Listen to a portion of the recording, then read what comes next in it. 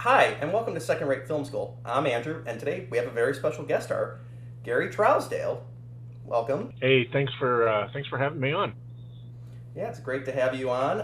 For people, if you haven't paid attention to the thumbnail, I suppose, but you probably should have if you clicked on it.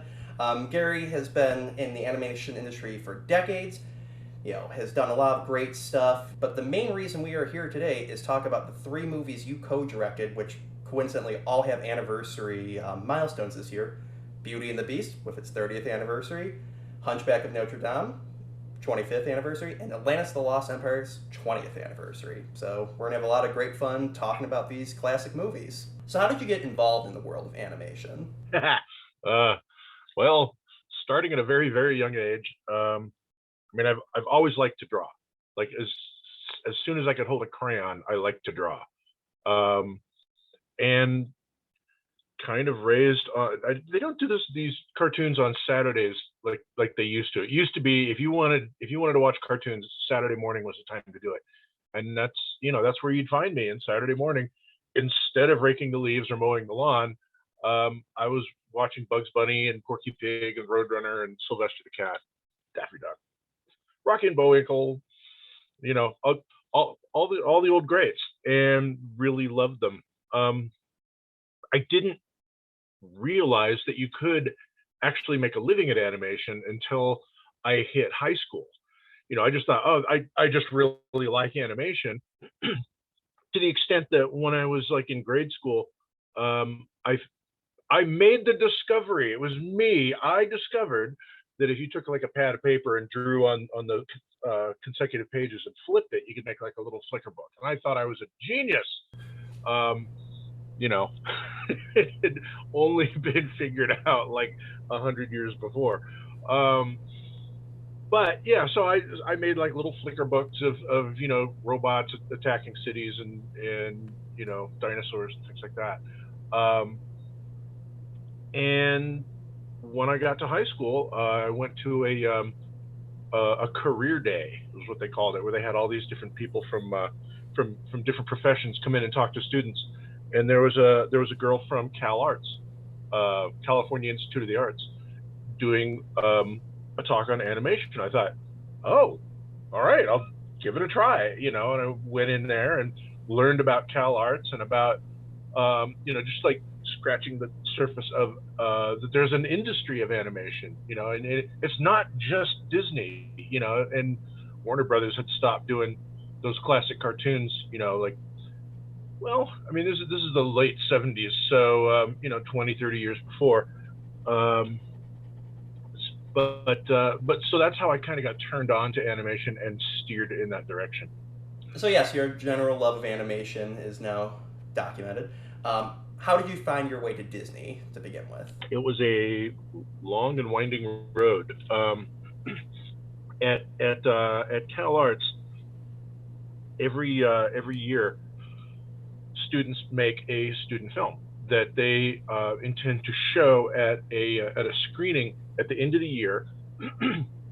And back in the early '80s, it was called the Disney Show because Disney Studios was pretty much the only animation studio surviving at the time. And there were little ad houses and things like that. But in Southern California, Hanna-Barbera was going under, and Filmation was struggling, and so Disney was pretty much the only studio that was in a position to hire students out of school, and so they would send executives and representatives to watch these shows. And today, by the way, they call it the producers show because all these producers from all kinds of different studios come and they watch. The students still do the films. Anyway, back to 1983. So yeah, I mean, you do these films and you screen them for these representatives of the studio, and a lot of good people were picked out of the class, to the extent that it was kind of the unspoken rule that if you had to go your full 4 years and graduate and get a degree, you weren't really that good because the really good people got hired like straight out of school. They got plucked out before they could graduate, and so that was like that was kind of our goal. And by my third year, I was really hoping, and I had like really like poured everything into my student film And the Disney guys came in and said, "Well, we'll watch the screening this year, but we're full up. We're not taking anybody because we don't need anybody. We've filled all the positions." So we were really sad about that. I was prepared to go through my fourth year, and I saw a notice pinned to a bulletin board in the animation wing that said there was a little startup studio um, down in North Hollywood that it was industry professionals, and it was funded, and all this stuff that to me didn't really make that much difference. It was just animation job, was the only things that I saw. And so me and a bunch of guys like piled into a car and drove down, and like three of us got hired on the spot. And this was at Tom Carter Productions, um, which was being run by Phil Mendez and Leo Sullivan. And basically we started the next week. So I didn't have to live out of my car, and I found an apartment and worked there for about a year until it went out of business. And then I started shopping around my portfolio trying to find work elsewhere. Again, nobody was hiring, and I've told the story before, but I literally had um, wallpapered my stairway in my apartment with rejection letters from studios. From Don Bluth and Kurtz and Friends and Duck Soup, and all these places, and they were all very nice. And I was like, "We really like your stuff. We just don't have any work." And I had one from Disney as well. That I had gone in, and um, I had been given a tip that since the Black Cauldron was in production at that time, and they were going to need special effects people to tailor my portfolio for special effects. So I did. And I actually spoke with Don Hahn. He was the guy who was doing the interviews at that time. And he said, "Yeah, I really, really like it. Don't have anything. We'll keep your phone number, and we'll call you when we do," which is something that you hear every time. So you go, "Okay, file that." And I eventually got a job as an illustrator for a little ad house down in Santa Monica, illustrating menus and flyers and special programs, things like that, for a chain of bars. Um, and about 9 months later, I got a call there at this little ad house, because this is pre cell phone days, and it was Don Hahn, and he said, "Hey, are you still interested in working on the Black Cauldron in special effects?" I said, "Yes." He said, "Well, it's only a 6-month gig. We're going to have to lay you off after that." And I don't think I hesitated at all, because 6 months at Disney is like, you've got Disney on your resume, and that opened doors at that, back then. It probably still does. Um, so I said, "Yeah." He goes, "Can you start tomorrow?" I said, "No, I have to give notice, and I can't just leave these guys." But that's how I got into Disney, into the special effects department on the Black Cauldron. So you were just over 31 when Beauty and the Beast came out. Yeah. I'm pushing 30. I cannot imagine, Disney saying, "Here, do our 30th movie." What was your feeling when you were like elected to helm the ship for that? Well, I mean, it was a little less um, straightforward than that. It was um, we had known that that Beauty and the Beast was being produced in London at the time, because Don was producing it, and some of the principals, Tom Cito and Glenn Keane and Mel Shaw, and there were a fair amount of people that were in London working on it. And Don was trying to tempt us over there. It's like, "Hey, why don't you come on over and storyboard for us, and do some gags, and we said, or I said, well, I had just bought a house. I had my first son had been born like the year before, and I thought, this is not a good time for be like pulling up and flying to London. As cool as that sounds, I'm kind of like sinking my first roots here. Um, so I was working on it was called the development department, which development then meant pretty different than what it does now. I mean, then it was like it was, we called it daycare, because it was artists and directors and people that they didn't know what to do with, and were not assigned to a specific production, but they didn't want to fire them either. They wanted to keep them, but they didn't have any place to put them, so he put them in the development, and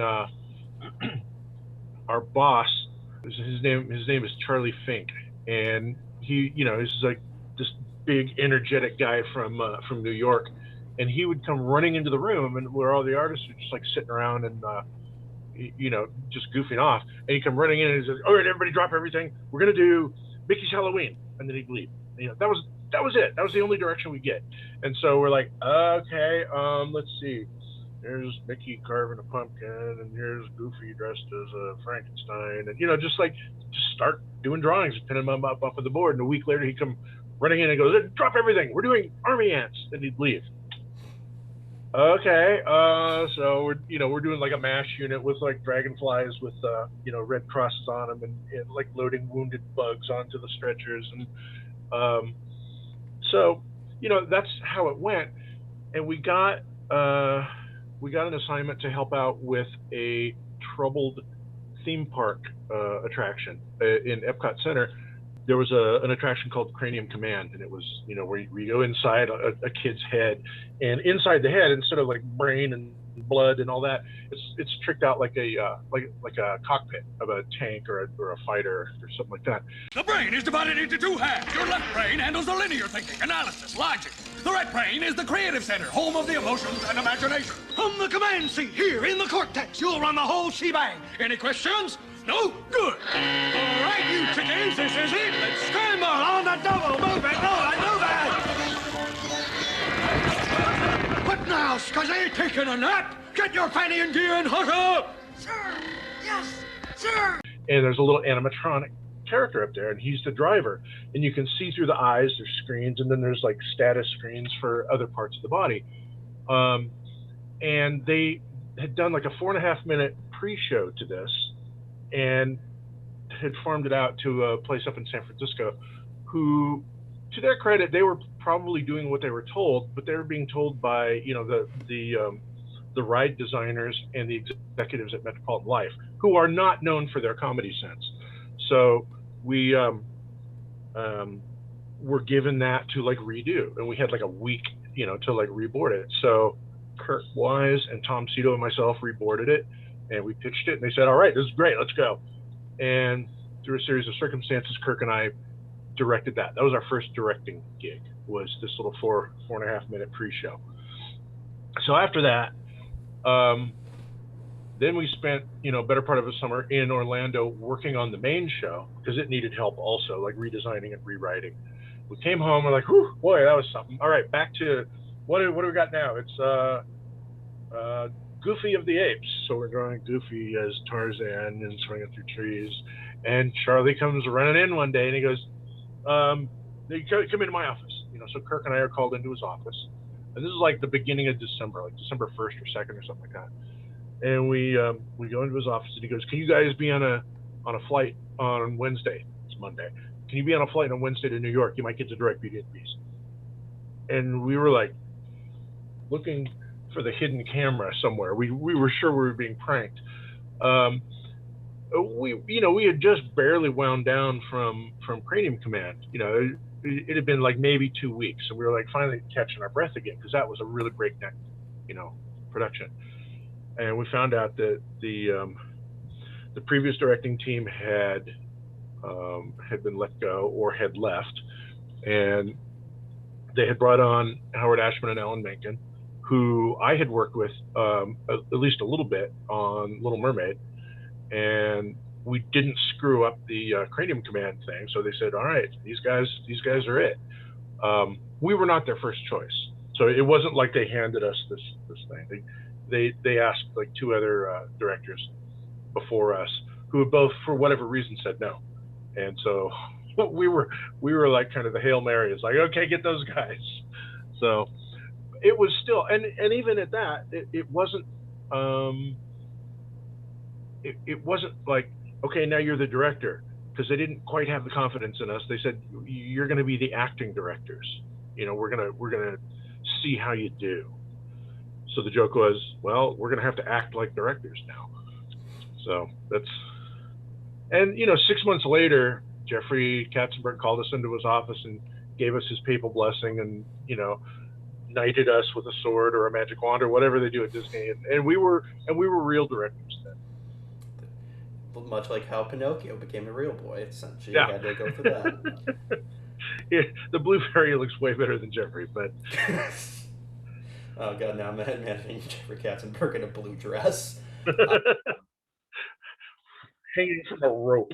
So with Beauty and the Beast, so this was the third time that Disney had tried to adapt the film, both times under the helm of Walt Disney, from what I understand.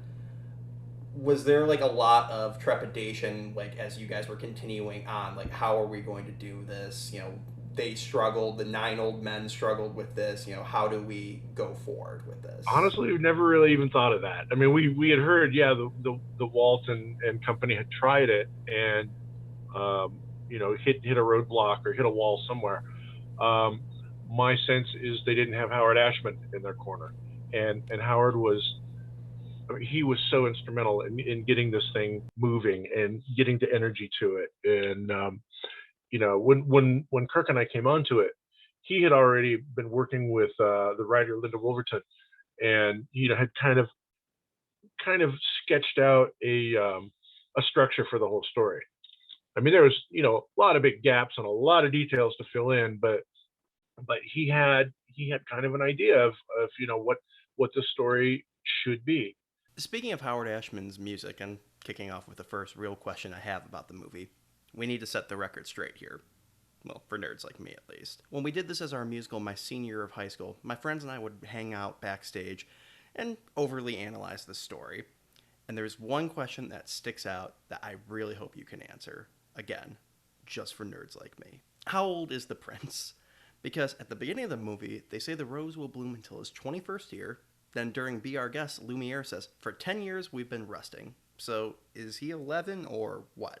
There was a lot of disagreement on this. Howard felt very strongly that it should be a kid, you know, that the prince was a child when he was cursed. And Kirk and I really disagreed with that. You know, we felt that this, and we got into like literal arguments with it. Kirk did a caricature of himself, just getting like flamed by Howard, you know, to the point where he looked like a little burned matchstick. But you know, we thought this doesn't. It's a fairy tale. You don't need, you know, you don't need this set number of years. You know, it's got to be 10 years. It has to be his 21st birthday. The point is, it's when he finds true love. He's going to be a beast forever, as far as we know, until the rose petals fall. That's your ticking clock, is the rose petals, not 10 years. So that was one of our arguments. Another one was, so a little kid, you know, a 10-year-old kid is a little shit for a minute, and you're going to curse him and everybody around him? That seems a little harsh. And then, we took it a step further. We extrapolated, and so this little kid is turned into a beast. And he's like, oh God, I'm a beast. And he's running around, you know, and we just had the picture of like Eddie Munster running around the castle, you know, this little beast boy, like running around tipping stuff over and crying and howling. And we said, it's not going to be sad or pathetic. It's going to be ridiculous. You know, you just kicked a puppy. So we tried to, you know, wean the film away from that hard and fast thing. But I mean, the lyrics of the song, which never got changed, 10 years we've been waiting, you know, that could have been 4 years. We've been rusting, needing so much more than dusting. Anyway, I mean, there were little things that we could do to fix it. The stained glass window, when you see the backstory, when you see the old woman and the enchantress, we intentionally made him older looking. He's maybe 16 or 17. That was in our mind. Oh, he's old enough to know better. Basically, it came down to, we have to agree to disagree. Howard, you know, had his way and we had ours, and so it's kind of vague and confusing now, and that's why. Well, thanks for the clarification. That's really, I know, and nothing is settled. No. Still, it'll be a great story, and the idea of Eddie Munster. You know, get Butch Patrick on the phone. What does he do? Yeah, you know, we can recreate it. So some people have brought up how Gaston starts off as a jerk and remains a jerk, and some people have said it would have been potentially been more interesting to have, as we will get on spoilers, with Rourke in Atlantis starting off as kind of an agreeable guy, but she's just not interested in him, and then the midway from the movie when B starts turning kinder, he starts turning more monstrous. Was there a discussion to try and do a yin and yang with that, or we just want to be clear from the get-go, he's a jerk? We kind of wanted to be clear. I mean, this is fairy tale, so you paint with a little broader brush. Also, Gaston was he was kind of a synthesis of characters from earlier versions. Certainly the Jean Cocteau version, and the most famous version of the fairy tale. Belle had sisters. She had a couple of sisters, and her sisters had suitors, and they were like vain and pompous and selfish and greedy, but as much as they were going after Belle's sisters, they had an eye on Belle as well. So we kind of condensed those guys into Gaston, and threw in a couple more dashes of jerk. But I mean, basically Gaston's journey is just from the local, the local high school football hero, that is like several years past high school, but is still swaggering around with with all the past glory, and he's still good at what he does, but he's been a jerk, he's still a jerk, but he's basically a harmless jerk, and he gets worse, and he threatens to incarcerate Maurice, and ultimately he turns murderous, at the end. So he's a jerk that gets worse. As we continue onward, once Belle is taken prisoner in exchange for her father's freedom, we do briefly see a moment where Belle pushes back against the Beast, chastising him for not at least allowing her to say goodbye to her father. In this moment, we do briefly see the Beast show regret for what he's done, giving the first indication that he isn't just pure evil. So, how did you decide where and when to give moments like that to highlight the Beast's humanity? Yeah, I mean, we thought there had to be a spark in there from the beginning. He couldn't just be awful all the time. He was pretty set in his ways, but because nobody ever stood up to him, and that was kind of the key. Is Belle stands up to him, and she stands up to him from the start, which takes him aback a little bit. It's like, oh, I didn't think of that, and for just a second, it's like, whoop, there's a crack in the door, there's a little bit of human in there, and then he closes it again, and she has to like keep opening it up. Probably the biggest bit is in front of the fire after the wolf chase, when she's like bandaging his arm up, and they get into that argument. That whole scene, conceived and written by Brenda Chapman, when she's like, if you hadn't frightened me, I wouldn't have run away. Well, you shouldn't have been in the West Wing. Well, you should learn to control your temper. All that bit, that was all Brenda, and that was where the door really opened up between the two. That's where you really see him. But before that, there are little bits. He's trying, but he doesn't know how. I mean, he says as much that he doesn't know what he's doing. He's pacing back and forth in front of the fireplace, and Mrs. Potts and Lumiere are trying to coach him. It's like, okay, here's how you do it, and he clearly doesn't know. I mean, he was only 10 years old when he... Exactly. Again, I wanted to know it. We danced around the issue, man. Now, yeah, going back with the wolf attack scene, Belle has a moment where she's thinking about leaving. Still, she's going to pop on Philippe. That is by far the most realistic human moment I think of any of the Disney princesses ever had. Was there any like pushback? Like, no, you can't have her be thinking about abandoning him to die. Like that was the animator. Yeah. Okay. That was. I mean, I think Chris Sanders, who boarded the sequence, he may have had her like, like collecting herself, but Mike Sedino, who animated that scene, I think he saw it as like, she doesn't know if she's going to stay. This is her chance to leave. She was about to leave, and the door's open. You can go now. But look what he just did for you. So yeah, so he really leaned into that internal struggle. Now, for this next question, the audience may not know what I'm referring to, depending on which version of the movie they're familiar with. For context, the song "Human Again," which is commonly seen on home video releases now and on Disney Plus, was not in the original theatrical cut, nor was it in the original home video releases. You guys had trouble writing the song, figuring out where to place it within the movie, and eventually it just had to get scrapped. For the 10-year anniversary, Disney had you finish the scene and then put it in the movie. So what was it like 10 years on, getting to go back into the world of Beauty and the Beast to create this scene? Oh, I mean, we were really happy to put it in. You know, we wanted to put it in the first time, and we just couldn't figure out how to do it. And it's the place that it was going to be was where the song "Something There" is. We had done Human Again, and it was, I'm sure you've heard, it was like 9 minutes long, and we just, it just went on and on and on. So we cut it, and we retried it, and we recut it, and we finally killed it.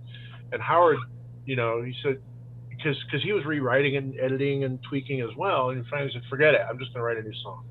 So we dumped Human Again, and we put in Something There. Howard did this beautiful little gem, and we put it in. And it worked. And we went, okay, whew, boy, dodged that bullet. And it worked, it worked really well.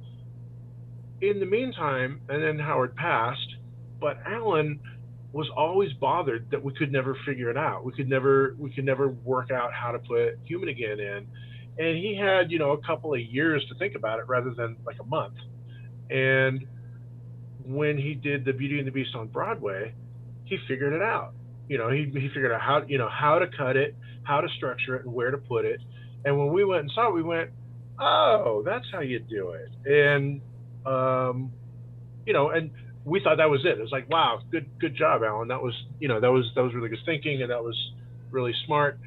And then it came out. This is back when DVD was king, and it was a huge part of the revenue. And one of the things that enticed people to buy it further was to do like added features and added value to your DVD. And they thought, why don't we put Human Again in? So we reboarded it again, kind of following Alan's model. And we were all on other stuff. We were working on, I think we were working on Atlantis at the time. It was because I remember John Sanford was doing storyboards, and he was just like, the inside of his head was just like ricocheting around. It was like, because he had Mushu from Mulan, he had Cogsworth, he had one of those Atlantean sub pods that they swam around in against the giant Leviathan, and they were all in there. And he said, this is what my head is like right now. So people like being called from other productions, where they were focused, being called back onto Human Again.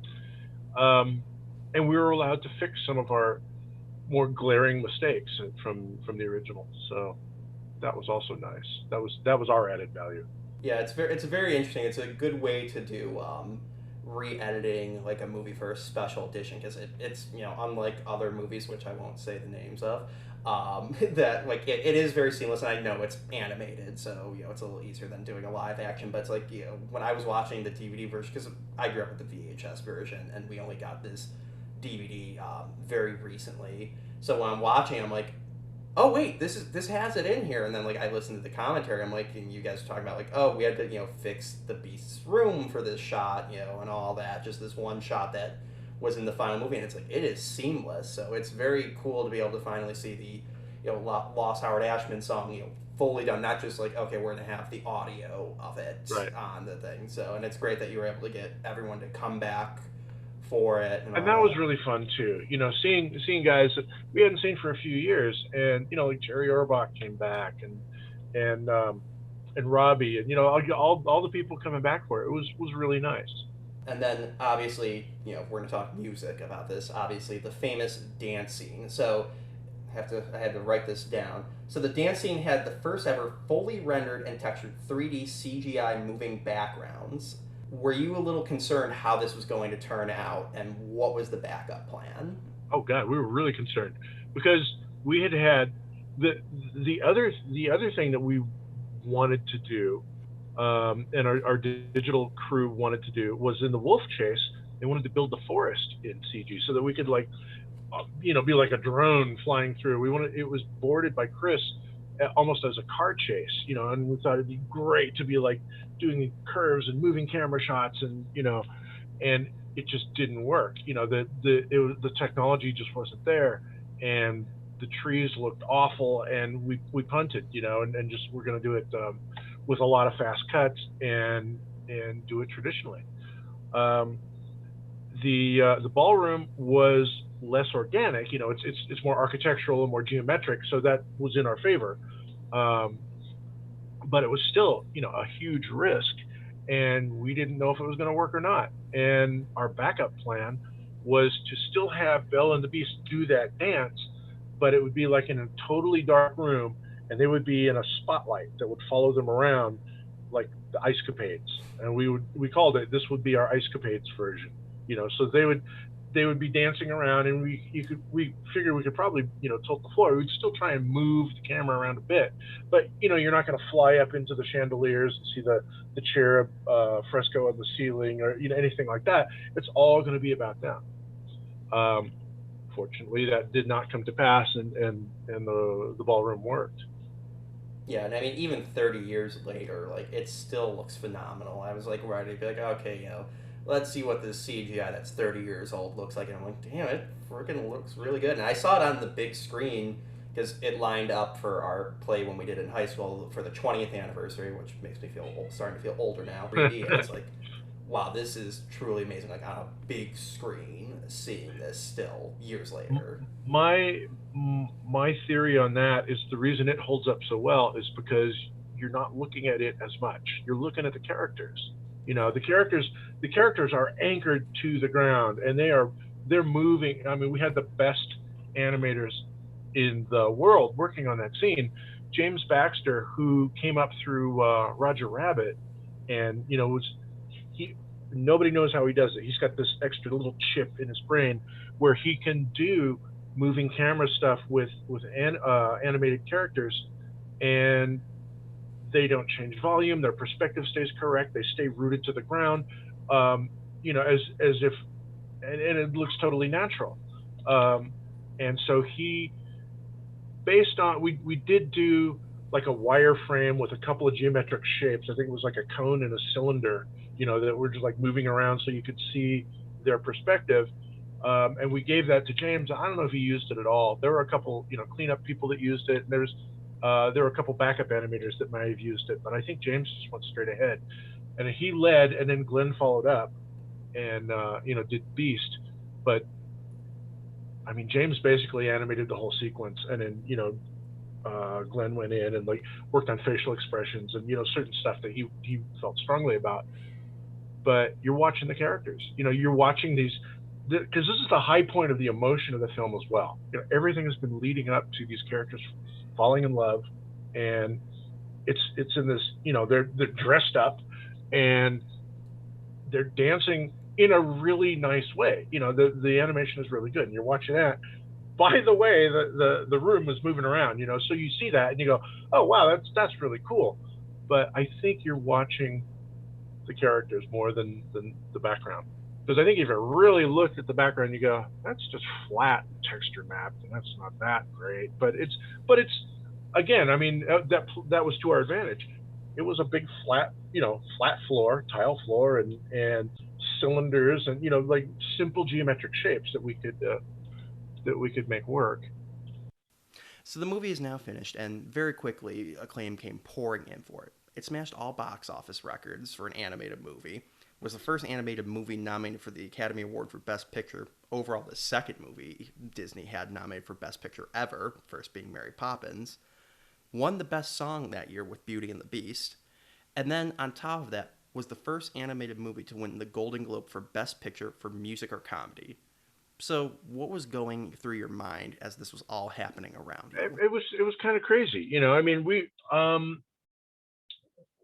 earlier on in production, our art director Brian McEntee had said, you guys are going to make $100 million with this, and we laughed at him. I mean, we literally laughed at him, because no animated film had ever done anything like that. The most anything had done was Little Mermaid. Before that, had done like 86, and that was like through the roof for animation. Normal animation total gross was about 35 32, something like that. Oliver and Company did over 50, and that was like a smash hit. Little Mermaid just like broke all records. So when Brian said you're going to make 100 million, we're like, no, that's not going to happen. And then when it came out, and there was buzz, and it was certainly encouraged by the studio that this might be, this might be good enough for some awards.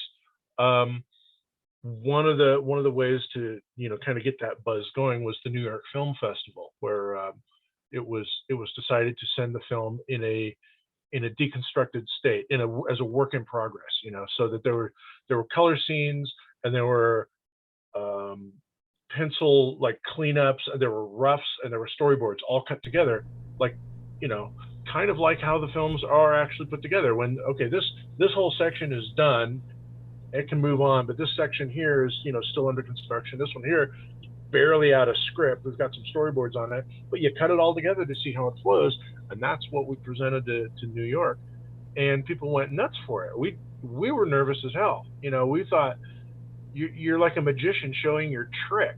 It's like, no, we didn't really cut her in half. There's mirrors here, and she's all curled up, and who does that? You're not going to.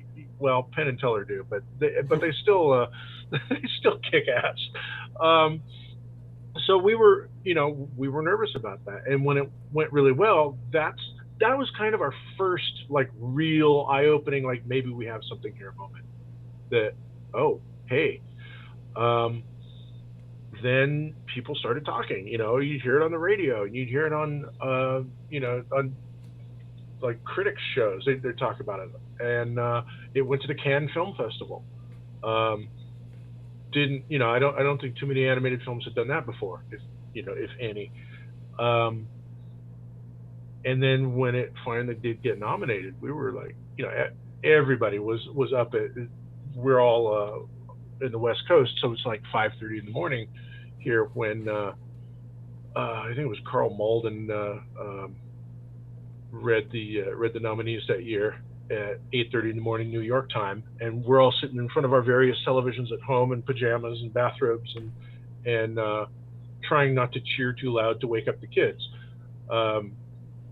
So yeah, I mean that it kind of had a snowball effect, from the little beginnings, like whispering, like, is this going to make a lot of money, to seeing people react to, even in its work in progress stage, to hearing the buzz. It's like, wow. So when it finally, when it went to the Oscars, we'd been prepped a little bit. It wasn't a bolt out of the blue. There'd been people whispering about it that we'd been hearing. We didn't always believe it, but it was there. And then Silence of the Lambs came and kicked our ass. I mean, if you're gonna lose a movie, right? Silence of the Lambs. There were some good movies that year. That was the year of JFK. I mean, there were some really good movies. I mean, I truly feel bad for the people who were nominated for Best Song when you took 3 of the slots. Like, oh damn! Disney had to be excited. Like, we're bound to win. We have 3 of the slots. Yeah, Alan was red hot for years.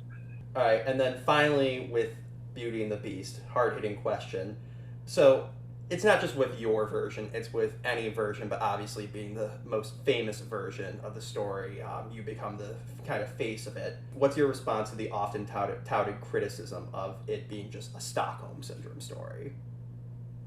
We just talked about that not that long ago.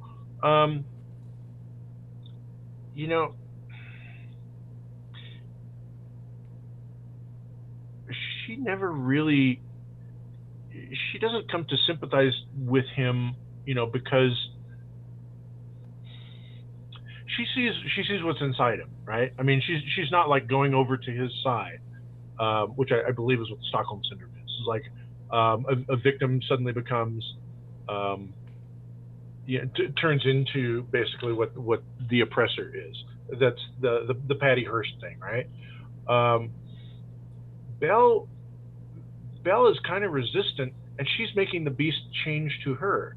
When the beast starts changing, that's when she really opens up. I mean, when she puts on the ball gown and goes down to the dance, that's not because she's like totally won over, because of the beast. She's pretty much changed the beast to, to her way of thinking. His transformation is all but complete.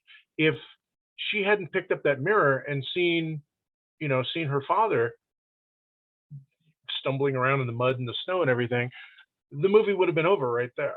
The human transformation would have been done, and the transformation was mostly the beast. So I don't think it's really fair to say that Belle was brainwashed into going over to the beast's side. It was almost the opposite. Yeah, and that's how my viewpoint always is. We didn't see Belle, like you said, become Patty Hearst. So it's just always interesting, and that was like the one question. Like, I really want to ask this because again, the 10 years thing, you got to help settle 10 years ago Andrew and his classmates. I'm gonna have to send this to them and be like, hey, I got the guy to tell us. Yeah. So, all right. Well then, moving on to now Hunchback. My personal favorite of the three we're gonna talk about. Love the music. I'm a nerd. Even bought the picture record. Nice. I can now take this off of my lap that I've had for the past 40 minutes. So, starting off the movie, we get a flashback origin story of Quasimodo, which differs from the novel's origin. But essentially, Quasimodo's origin was tied in with an abandonment and kidnapping of Esmeralda. Here, there's no connection in their origin stories. What was the motive behind changing that, and then Frollo being the cause of all of his woes? Again, I mean, the book is it's very tragic and dark, and that was our number one thing. It's like, wow, this French literary masterpiece, which is so dark and is so tragic, where literally everybody dies except Phoebus, and he was a real cad, but everybody else dies. How are we going to turn this into a Disney family cartoon? Choices had to be made. Simplifications and alterations. We didn't really want to make Frollo, what was he, the archbishop in the book, or archdeacon, and we didn't really want to paint the church in such a negative light, and we didn't want to go against the church, and by extension insult like a huge swath of our audience, and we figured, well, but everybody hates politicians, we'll make him a politician, we'll make him a judge, so that was pretty easy. The other part, about the origin, I think it was just to simplify things. I think when Tab wrote it, that was his idea. It's like, we're just gonna clear things up a little bit. I mean, there's so much convoluted, kind of anti-classical machinations going on here. Let's streamline it a bit. We've only got 90 minutes. Yeah, and it works. I've read the book, love it, but yeah, I mean, that opening, like, I don't know, like, how long it is. I'll flash it up on the screen. How long, the whole Bells of Notre Dame, the origin, like, that is my favorite part of the movie because it's just so well paced, so well written, so well animated, and I think it does work well into then, like you said, Frollo's the politician. Everyone hates politicians, and really from minute 5 or whatever makes you like, oh, we hate this guy and we want to see him go down at some point. And right. Yeah, and I've read you guys. It was your mission to make a villain that, unlike other Disney villains, like, you like him, he's funny, he's cool. You wanted to make no, we really hate this guy. No one should like him. And weirdly, there's still people that do. I mean, you go on Facebook and there's groups that are like, they're like pro Frollo, and there's like Frollo lust and all this. It's like, I don't know, there's something for everybody, I guess. But yeah, I mean, we didn't want to make him a charming cad. We wanted to make him evil. Yeah. Yeah, really, when you look at all other Disney villains, you can't get much worse than Frollo. I mean, he's literally committing genocide. That being said, I can kind of think of some cool factors that may have elevated him a little bit more than you would have liked. Obviously, Tony J's voice is awesome. The guy could have read the phone book and it would have been cool. And then, not to get ahead of ourselves, but Hellfire may be the coolest Disney villain song of all time. So, Yeah, inadvertently, you still created a cool villain, but there's worse things in the world than that. Moving on, out there, in my opinion, is the best of the I Want songs that we see from Disney movies from this era. Mainly because it's just such a simple desire Quasimodo has. He doesn't want to go on a great adventure, doesn't want a whole new world, anything like that. He just wants to be a regular person on the streets of Paris. Nothing more. So did that motive make it easier or more difficult to write for Quasimodo? Well, I mean, it was a little more complicated because yes, that was his basic desire, but he was also so put upon. I mean, out there is like the B half of the song. You know, his I want, because the A half is Frollo telling him, "You're deformed. You're a monster. You're ugly. People will hate you. I'm your only friend." And it's just heartbreaking. You know, so to flip that's it made that easier, and it maybe it did make it easier for to figure out Quasimodo after that. It's like you see what his life has been, what his upbringing has been, and you see, what a sweet guy he is, and all he wants to do is just fit in a little bit. Not even much. All he wants is a day. Just be out there just a little bit, just to have a taste. That's all he's looking for. So maybe it did make it a little easier for us. Following the scene, we get Topsy-Turvy in the Feast of Fools sequence, which is really the only bright spot we get in this movie. Which is what marketing centered on.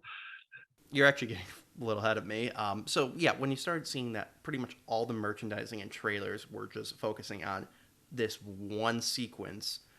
Were you a little concerned that you were going to get a lot of angry parents who felt tricked into taking their kids into a much more adult movie than they were promised? I mean, we had audiences that were really upset with us, but because they felt like they had been deceived, that they had been lied to by marketing, that they saw this happy, confetti-filled feast of fools. Let's go to the party, and then you get Hellfire, and you get Quasimodo's mother being kicked down the stairs of the cathedral, and this infant almost thrown down a well, and just all this other stuff, and parents were not happy with that. We wanted to see farting gargoyles and funny funny gypsies and people in masks and Mardi Gras. So yeah, it was unfortunate. Yeah, I can understand why some parents would have been angry by this and how some kids would have been scared, but when you really look into the lesson in the movie, this is a very powerful lesson that's important to teach the kids. Acceptance of yourself and acceptance of others, no matter how different they may be. And as kids get older, they can appreciate the movie from a truly artistic standpoint. Though I may just be saying this because I always felt for Quasimodo, mainly because we look so similar.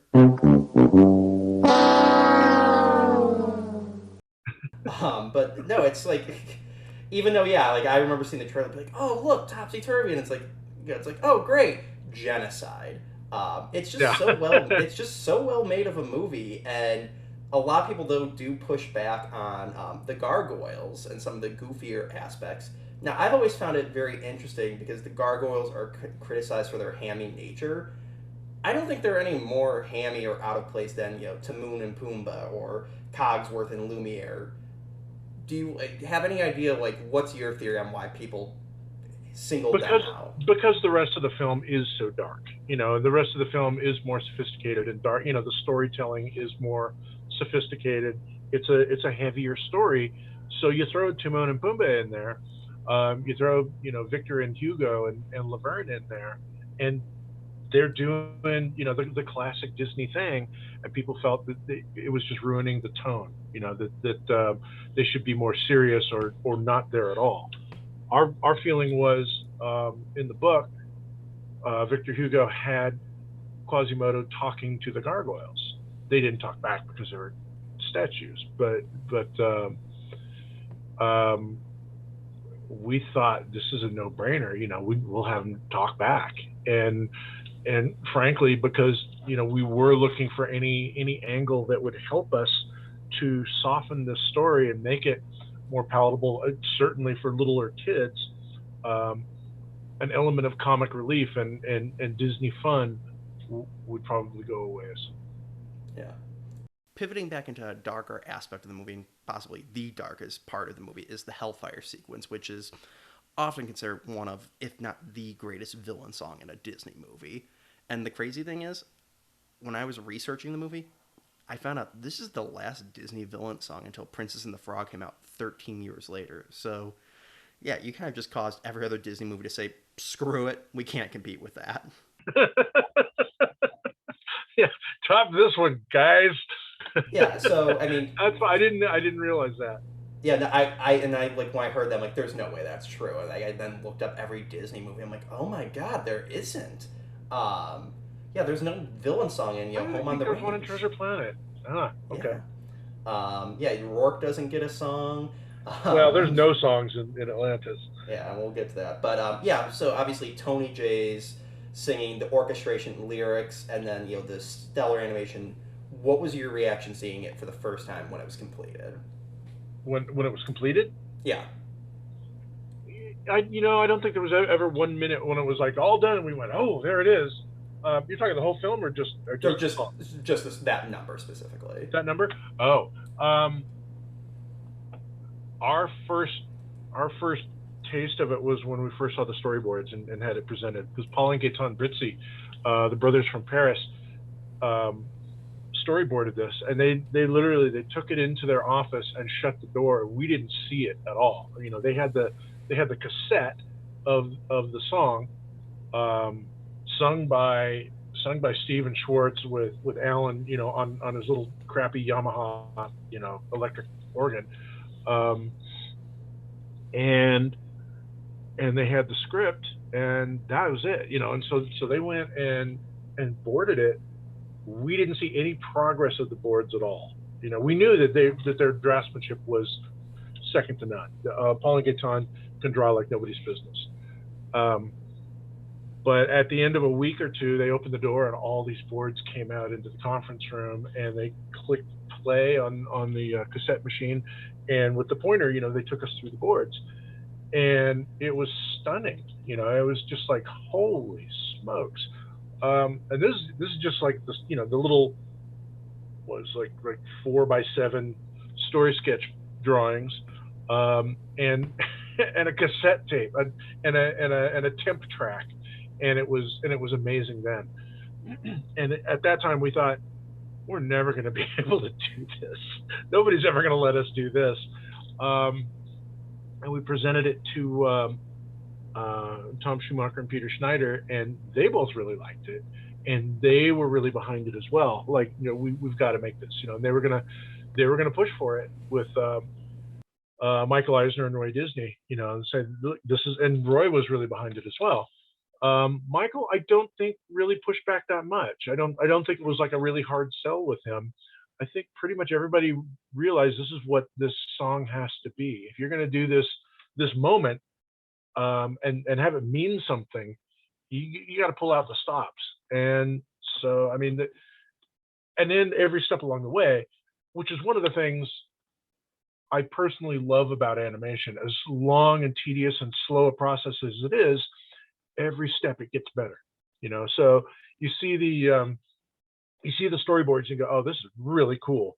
But after a while, you shoot them on a story reel, and you cut it to sound, you cut it to music and dialogue and everything, and so you see it like an elaborate slideshow with sound effects and music, and that's pretty cool. But you get tired of it after a little bit, and then you see it start to move. You start to see the drawings for the backgrounds, and then you see the backgrounds get painted in. You see the characters move. Now they're not just rough, but they're cleaned up, and now they're in color, and they've got special effects on them. And like every step of the way, it gets better and better. So by the time it got done, it had been this long, slow build. So it wasn't like, ta-da, we're done. It takes a while, and you're seeing it like literally hundreds of times, between its inception and its finish. It's more of a relief. It's like, whoo, we did it.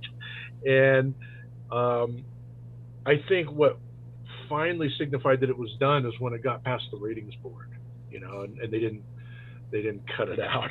So that's when we went, okay, we're done.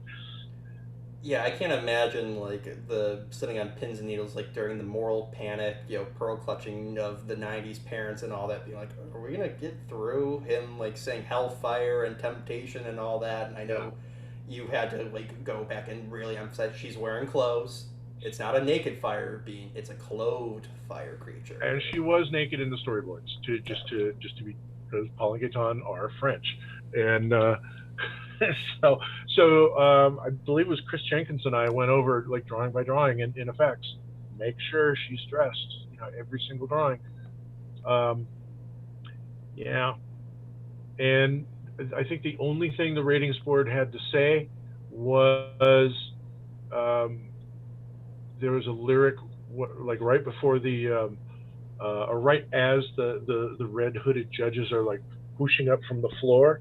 Um, when Frollo is saying, "This burning desire is turning me to sin," and he like kneels down, and then it goes whoosh, and they didn't like the word sin, and we thought, what are we gonna do?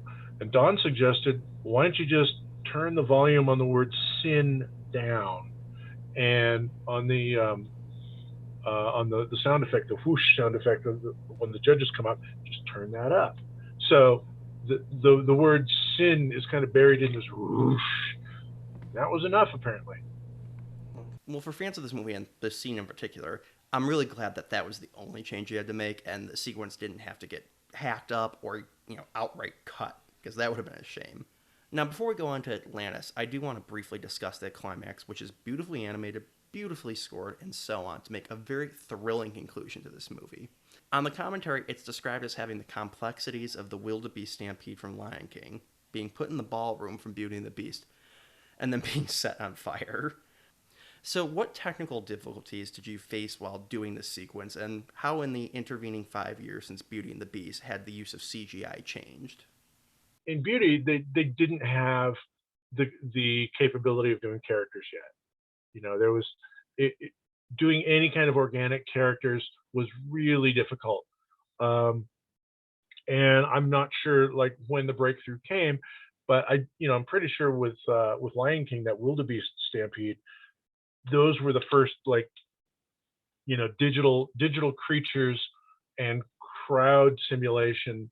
When they combine those two to make that really work well.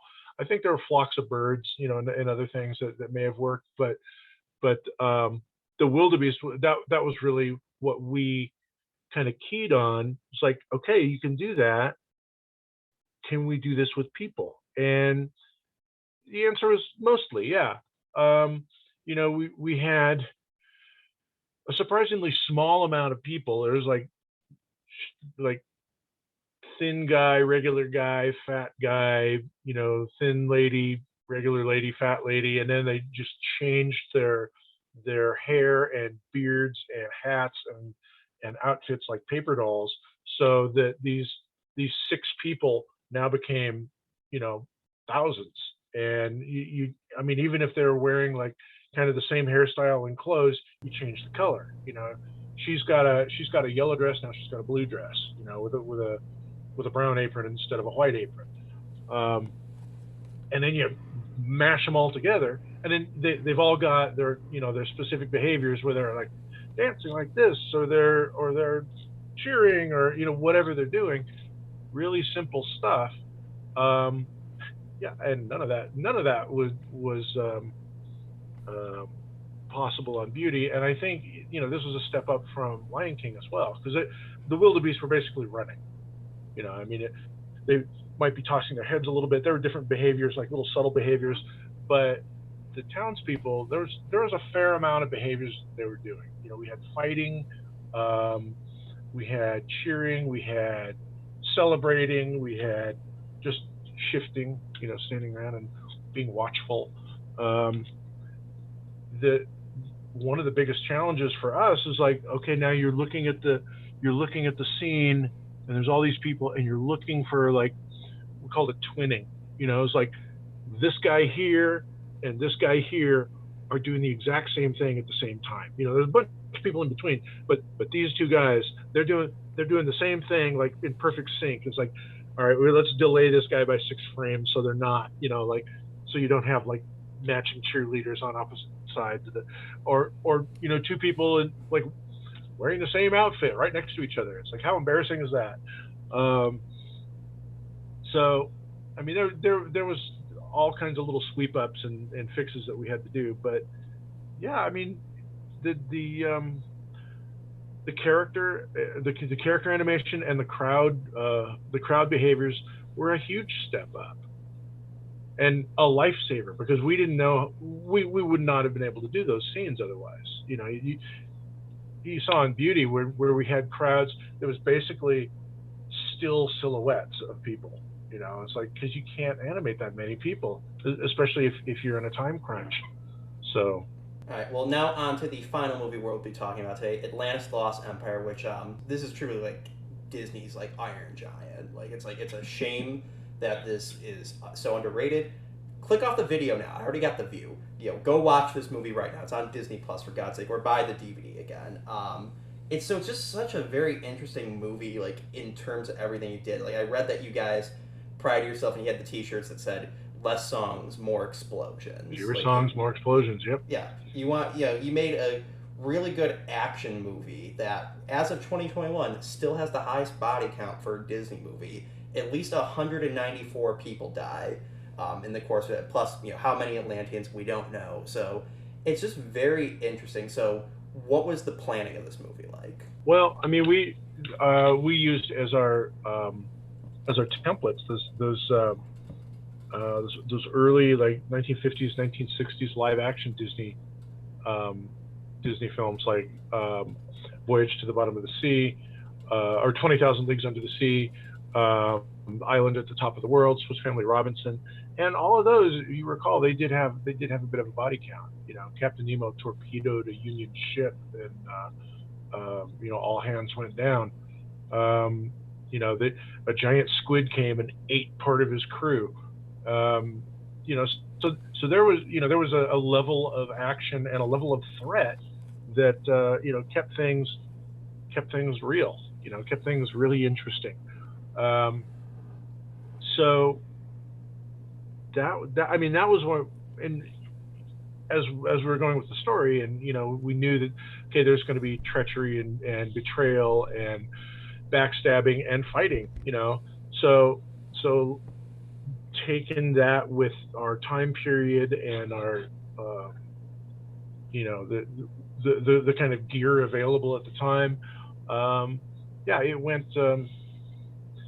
It's just kind of how things worked out. It's just all great, and one of my favorite aspects about the movie is how the team are turncoats. They become bad guys at one point, which as a kid surprised me, and as an adult, I can really respect how there's a much more nuanced approach to their characters and their motives. So was there any concern on how you were going to do this and how to still make the characters likable? They weren't actually turning coats. I mean, they were doing their job. This was their intention the whole time. They're on an expedition like many others. Vinny suggested that the tomb raiding, that kind of stuff, where they would go and had no qualms about kicking in doors and stealing stuff. There just weren't people in most of the others, and so that was an unfortunate complication that didn't bother Rourke or Helga nearly as much as it bothered like Vinny and Moliere and Audrey and Sweet, and our favorites, who started out with with the intention of going through with their mission, but recognized the human element, and if there was a turncoat element, they turned coat against Rourke. Yeah, that actually leads me to my next point about Rourke, Helga, and then Rourke's men and their designs and how that impacts the climax of the movie. First, I appreciate that you were very careful to whittle down the crew to our main heroes, Rourke, Helga, and then just mercenaries in gas masks, literal faceless bad guys. We don't have to see any of our heroes now killing the sailors in the Donald Duck style uniforms we see at the beginning. It's just the faceless mercenaries, which, when you look at their uniforms and then think everything's on the up and up, look a little reminiscent of the American doughboys from World War I in the style of their helmets. But as we go further into the movie and start realizing that they're the bad guys, you do notice that the fringe on it is slightly lower, skewing over into German helmet territory from that era. That really plays into Milo's accusation that Rourke is just going to sell the secrets of Atlantis to the Kaiser. Then with Rourke himself, throughout the movie until the final act, he's actually a lot nicer to Milo than literally the rest of the crew. The crew shows contempt for him, they're pranking him, and just being all around asses to him. Meanwhile, Rourke does have this guy really doesn't know what he's doing, he's kind of an idiot, but he seemingly has respect for Milo's knowledge and its importance to the mission. Heck, he's ready to fully cut Milo in for his part of the treasure and make sure he gets the acclaim for being the one to discover Atlantis. He's not some mustache-twirling villain who's like, oh, you got me here, now I'm taking all the credit, I'm going to leave you here even though you've done nothing to me. It's only when Milo literally swats his hand away that Rourke is like, okay, now you're of no use to me. Now you need to get out of my way. Now I'm going to be hostile towards you. A lot of this obviously comes from James Garner's performance, which, of course, how can you have a bad performance when it's James Garner? But the writing itself also makes, I think, Rourke one of the most unique and nuanced villains in a Disney movie. And somehow transitioning to something even more nerdy than that, you guys created an Atlantean language for this movie. So what was that process like, transitioning from we just don't want this to be scribbles on the wall to this is a full-on language that you could speak and write in? Well, it was several stages, because the linguist that we worked with, Mark Ockrent, who is a real linguist. I mean, he is an actual Smithsonian linguist who happened to work in Hollywood before, doing the Klingon language and the Vulcan language for the Star Trek franchise. So he had, kind of an affinity for making this stuff up, but it was always grounded in basically science, and whenever we talked to him, we felt like we should be getting college credit because it was like so fascinating all the time. So he started with the spoken language.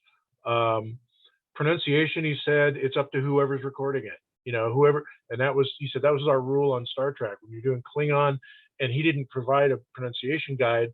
It's like the actor who said it first wins. That's how you pronounce it now, because he said it there.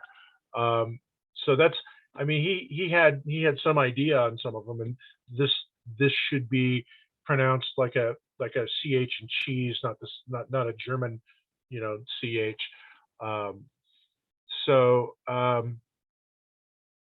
He started with the spoken, and then we went to the written.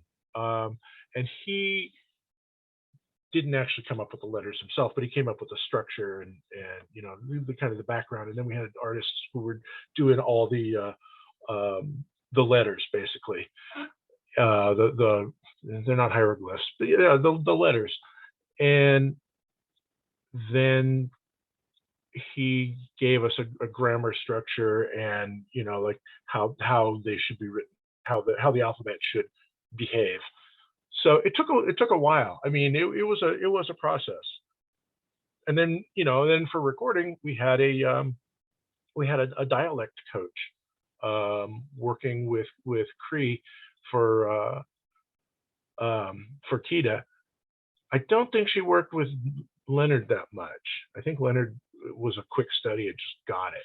Yeah, obviously great overall. The final action scene and when Rourke is transformed, like, scared the shit out of me as a kid and all that.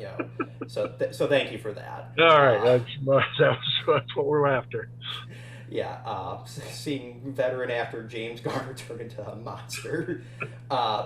So Atlantis, though, was the most unique compared to the other two movies for you as well, because this is the only one where you actually worked on the sequel directly. You did Atlantis, Milo's Return. What was that like, going obviously to a much lower budget for a direct-to-video kind of backdoor pilot? What was working on that? We didn't actually work on that. I mean, that was like a kind of a parallel split. Kirk and I. IMDb lied then. So IMDb is a liar. Yeah, we didn't work on it there because they were doing the TV thing, and I think they had already started it. They had started the ball rolling while we were still on production of the feature, because confidence was high. They thought, oh, this is going to be really good. We'll do this TV show. We were appraised of the idea. It was like Milo and his crew are the kind of like the X-Files, gang that are going out and debunking or proving, the various legends, like historical legends. And we thought that's a pretty cool idea. I'm sorry it didn't go any further. Just as the Disneyland submarine ride did not go any further because that was slated to be redone as an Atlantis themed ride. And when the box office came back and was disappointing to the studio, all these ancillary projects were shelved. Yeah, I mean it's a shame, and I didn't realize that this was literally released a month after Shrek, so that's tough family That didn't competition help. going. Yeah, that didn't Yeah. help. And that then goes into my overall final talking career wise in general in these movies. It's very sad. When I was watching Atlantis last night with my buddy to again prepare for this, it's very sad we don't see as much traditional animation anymore. Like, what's your viewpoint on the animation industry as a whole right now, and the trend, at least for the time being, away from that? I would love to see more traditional hand drawn stuff, but even the hybrid stuff is really, really refreshing and fun to see. Klaus came out a couple years ago, and I loved that. I mean, both the story, but as the look as well. Spider-Verse, like really great, like kind of mix of of the mediums. I, I'm a big fan of the 2D hand drawn. There was a time some years ago when I was at DreamWorks, and there was a kind of a symposium of like executives and senior artists and staff to like say, so what can we do to make our films stand out, and they had like 10, 15 seconds, something like that, cut from all the animated films of the last year or two, and they just strung them back to back to back to back to back. And it was Shrek, and it was Madagascar, and it was Ice Age, and it's like all these films. They're all digital, and after a little while, they all just kind of mush together. They all blended together.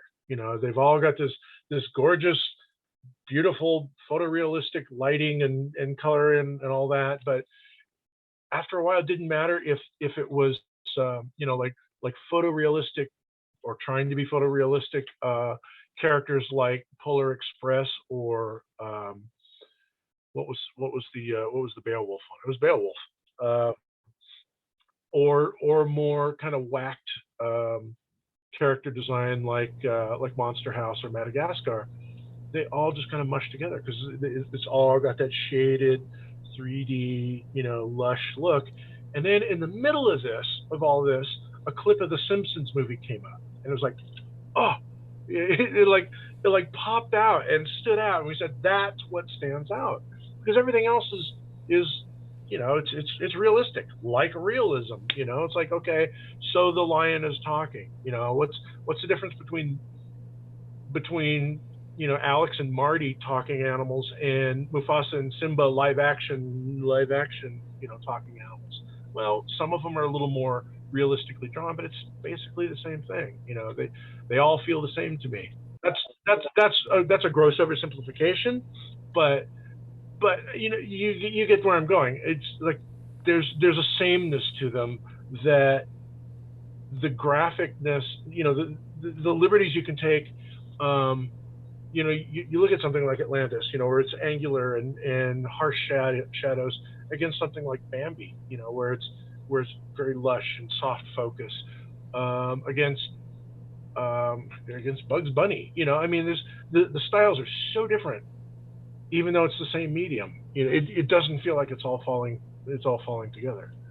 Yeah, and that's the thing. It's like I really hope it's going to come back. And when Princess and the Frog came out and the Winnie the Pooh came out around the same time, I'm like, oh, is Disney going to start trending back in? And it's like, yeah, I hope it does come back. Yeah.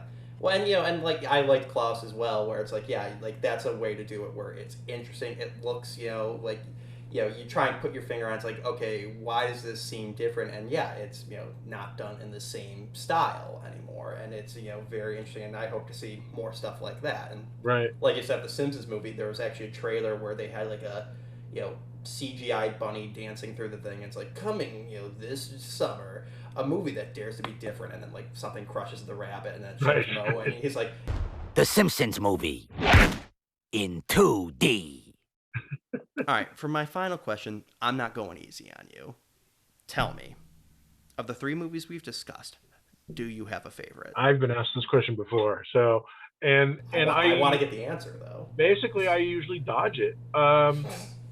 Everyone is my favorite when I'm working on it.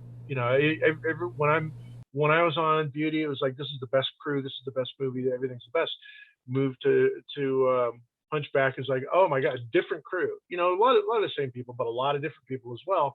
This is the crew. This is like the top right here.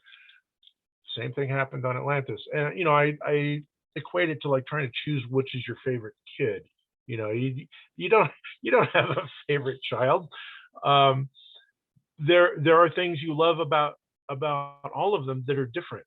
The freedom we had on Atlantis was fantastic. To like come up with our own story.